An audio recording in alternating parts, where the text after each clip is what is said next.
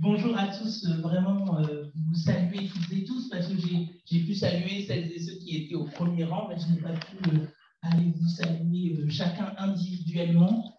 Donc je souhaitais vraiment le faire au démarrage de cette intervention, vraiment de remercier les associations et les partenaires qui ont organisé ce temps d'échange et de rencontre.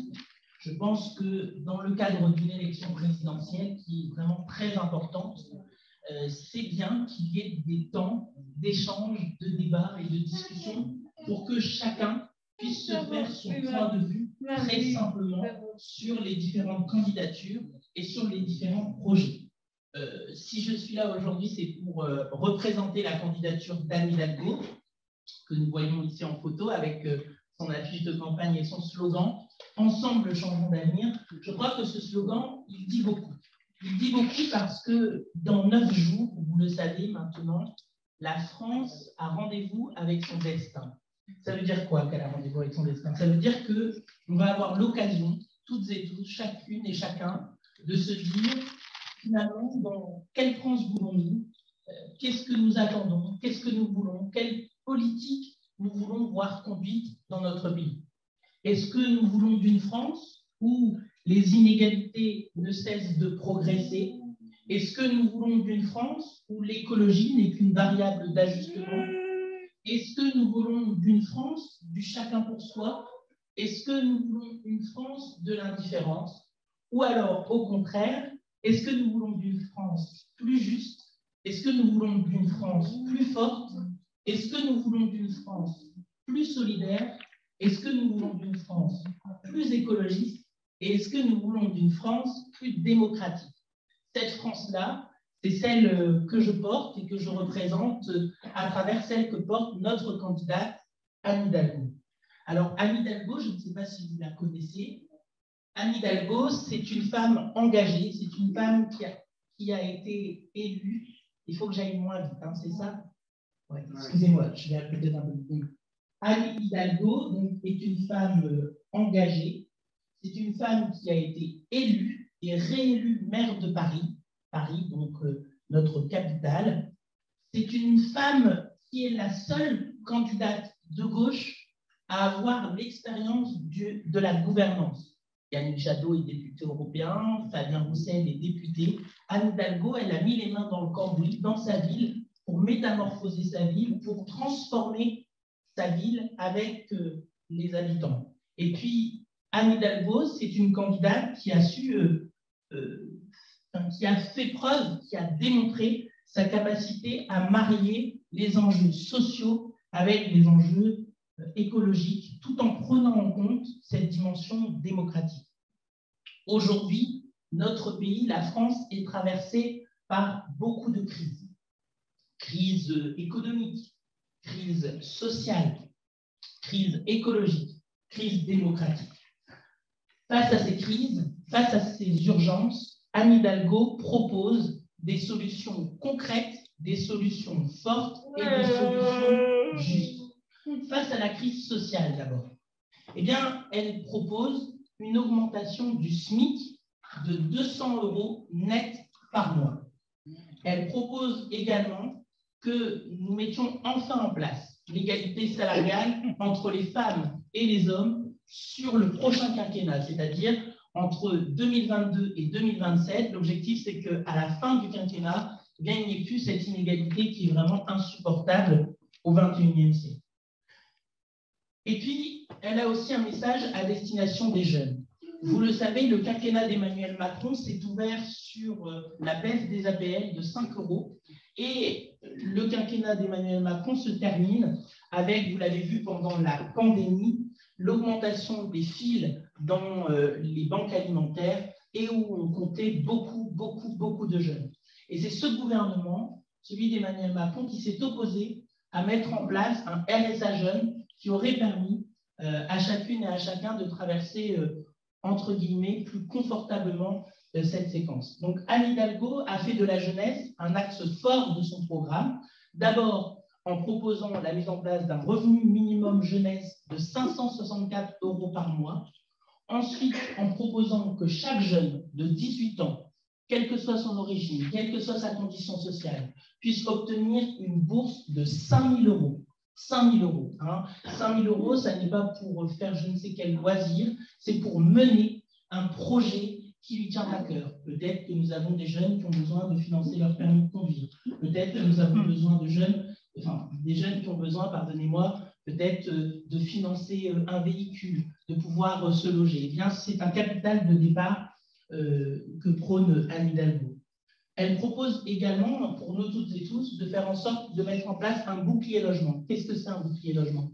Un bouclier logement, c'est permettre eh bien, que nous ne dépensions pas plus d'un tiers de nos revenus à la question du logement. Et puis, bien sûr, toujours pour faire face à cette crise sociale, elle propose naturellement d'assurer partout l'accès aux soins.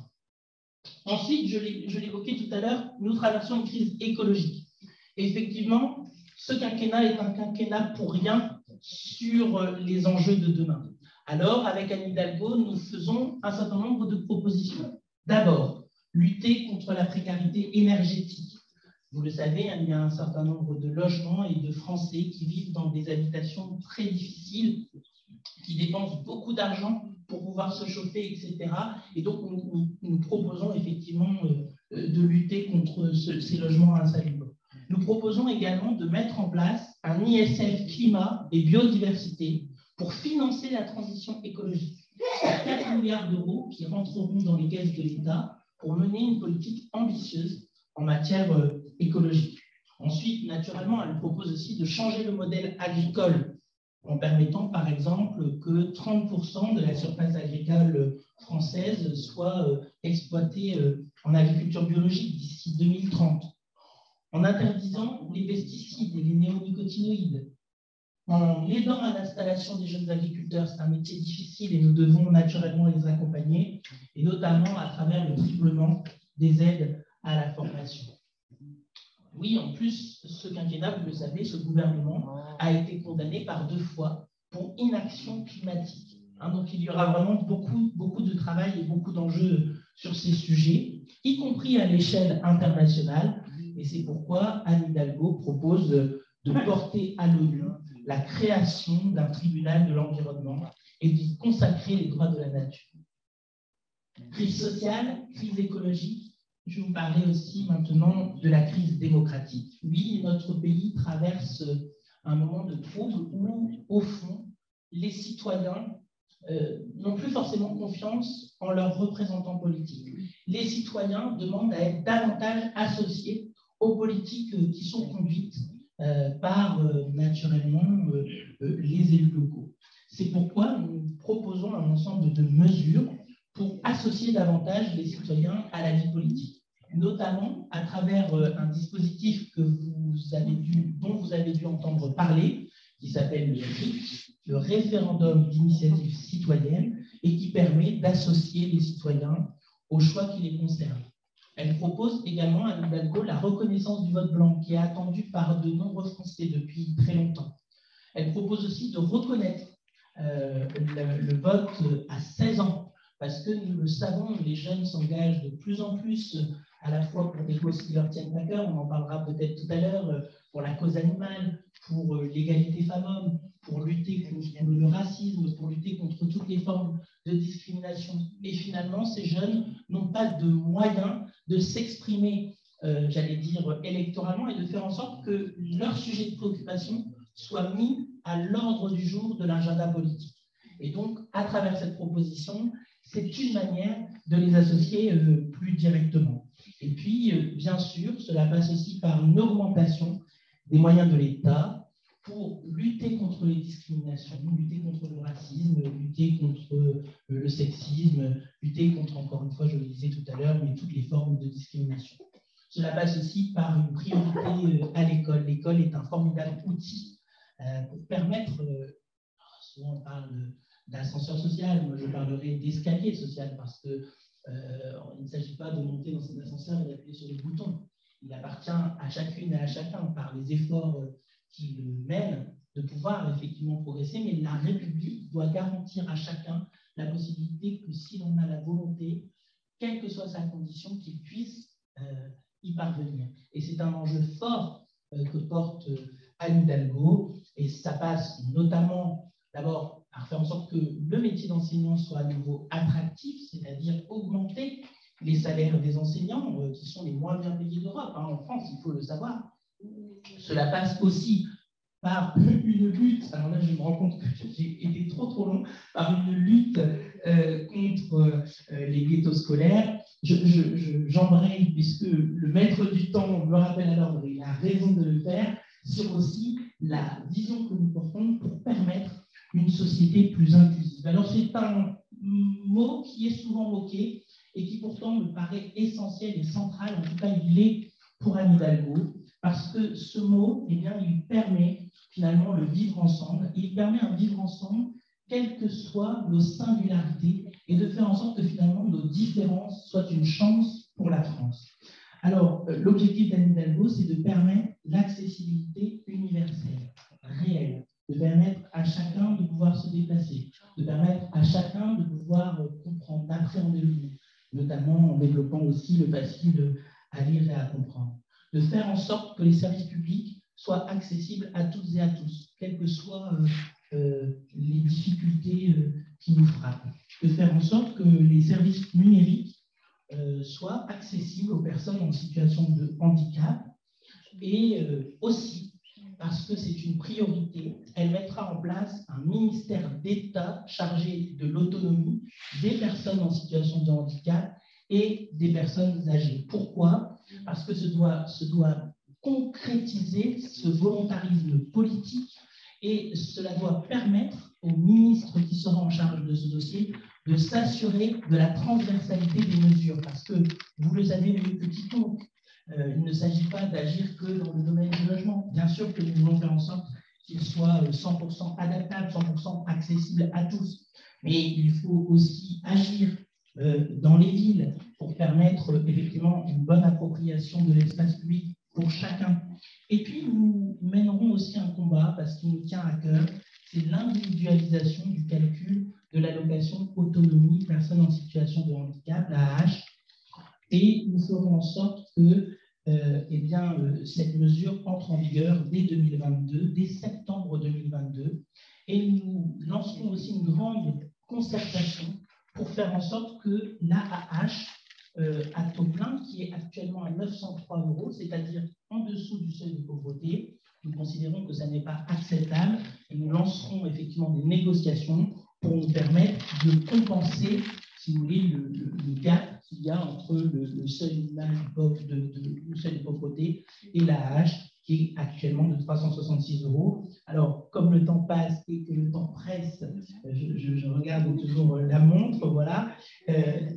Beaucoup de mesures dans l'éducation, par exemple, avec mettons le paquet sur la mise aux normes des établissements scolaires. Ce n'est pas possible que des collèges, que des lycées, des écoles ne soient pas accessibles à tous et à tous.